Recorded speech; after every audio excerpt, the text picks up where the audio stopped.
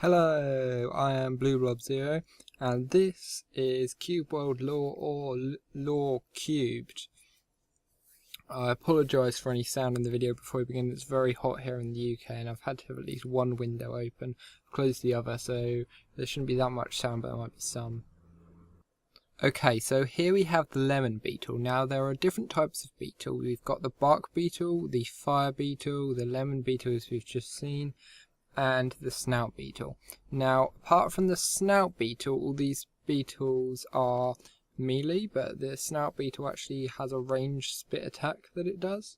So here I've actually just tamed this lemon beetle. We'll talk about it first.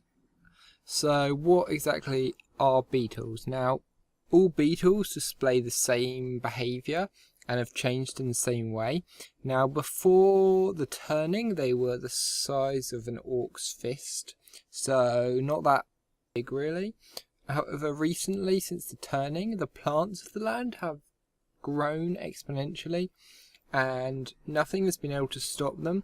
So due to this size increase, the beetles have actually increased in their size and are much bigger, and now they are keeping the plant life in control. So they're normally defensive, however, since they've got bigger, they have started to group up into bigger packs, and when they get to about between 7 and 10, they start to attack travellers, but why they're doing this we don't really know, seeing as they are vegetarians.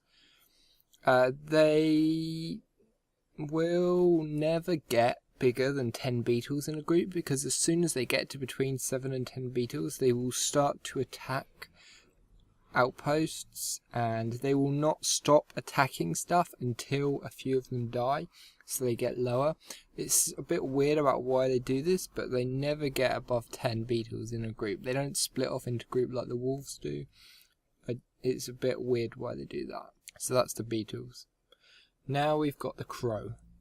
Now, the crow is a solitary, aggressive animal that's quite rare in the land, and they're really a mystery as to how they've survived, because they never are in groups of more than one as far as anyone has ever seen, and they're always spread out across the land, far away from each other. However, in these hundreds of years they've been successful and have managed to stay alive even in small groups, so they must be doing something right. Now, crows are attracted to heart flowers, which the adventurers around the land will use to make potions, and they claim land with high numbers of heart flowers in them and collect and defend hives of, or like groups. They like group all their heart flowers up and keep them, and they will defend the flowers with their lives. Flowers are more important than anything else to the crows. Okay, so next we have the Scottish Terrier. It's another dog.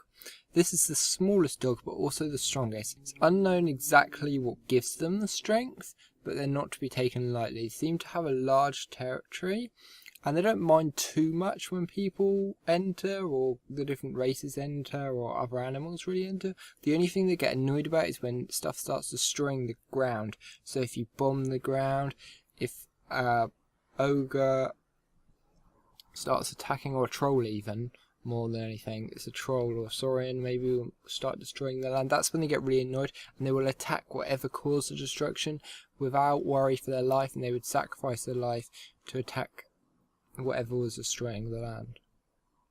Oh, and lastly, here we have a Cormling. Now, this is the second of the walking animal races we've met, and these were the least developed of the plant races.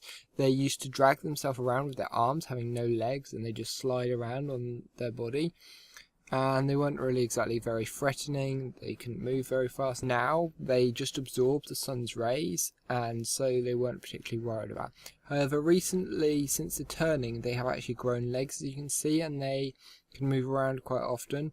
However, they are still worried because at night they don't get as much energy, the sun's not out, and they will always group together at night and will only attack something if it's really close to them. And at night they're even more passive than they are at day.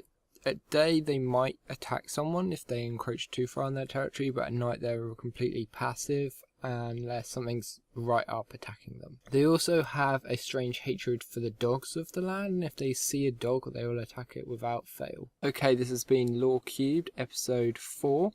Just before we go, a quick note: if you noticed, I tamed a pet lemon beetle. If you would like to name the pet lemon beetle or a future pet, I will, if you leave a comment with the pet name that you want, I will name the best one that, and every time I get a new pet, I will name it a different name. Choose a different name from the comment. Thank you for watching, everyone. I hope you enjoyed this video. If you have any specific creatures you would like me to write lore on, as per normal, write them in the comment as well. Thank you for watching. I appreciate it, and I'll see you next time. Bye.